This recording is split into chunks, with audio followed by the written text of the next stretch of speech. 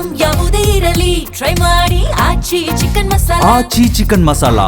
ನಕಲಿ ಬಂಗಾರ ಮಾರಾಟಗಾರರ ಬಂಧನ, 29.5 ಲಕ್ಷ ರೂಪಾಯಿ ವಶಕ್ಕೆ. ಸುರೇಶ್ ಹಾಗೂ ಸೋಮಣ್ಣ ಬಂಧಿತ ಆರೋಪಿಗಳು. ವಿಜಯನಗರ ಜಿಲ್ಲೆಯ ಕೂಡ್ಲಿಗಿ ತಾಲೂಕಿನಲ್ಲಿ ಘಟನೆ ಸಂಭವಿಸಿದೆ.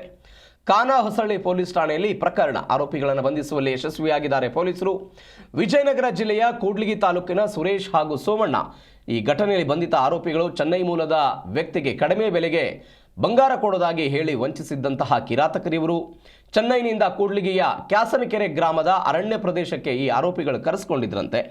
ಮಾರುಕಟ್ಟೆ ಬೆಲೆಗಿಂತ ಕಡಿಮೆ ಬೆಲೆಗೆ ಬಂಗಾರ ಕೊಡೋದಾಗಿ ಹೇಳಿ ಅವರನ್ನು ಕರೆಸಿಕೊಂಡಿದ್ರು. ಅರಣ್ಯ ಪ್ರದೇಶದಲ್ಲಿ ಚಿನ್ನ ಕೊಡೋದಾಗಿ ಹೇಳಿ 30 ಲಕ್ಷ ರೂಪಾಯಿ ಹಣವನ್ನು ಪಡೆದು ಈ ಆರೋಪಿಗಳಿಗೆ ಎಸ್ಕೇಪ್ ಆಗಿದ್ರು. ಚೆನ್ನೈ ಮೂಲದ ಗುತ್ತಿಗೆದಾರ ಜಿ ಕುಮಾರ್ ಎನ್ನುವಾತ ವಂಚನೆಗೆ ಒಳಗಾದಂಥ ವ್ಯಕ್ತಿ. ಈ ಘಟನೆ ಕುರಿತು ಕಾನಹೊಸಳ್ಳಿ ಪೊಲೀಸ್ ಠಾಣೆಯಲ್ಲಿ ಪ್ರಕರಣ ದಾಖಲಾಗಿತ್ತು. ಪ್ರಕರಣವನ್ನು ಕೈಗೆತ್ತಿಕೊಂಡು ಇದೀಗ ಆರೋಪಿಗಳನ್ನು ಬಂಧಿಸುವಲ್ಲಿ ಪೊಲೀಸರು ಯಶಸ್ವಿಯಾಗಿದ್ದಾರೆ.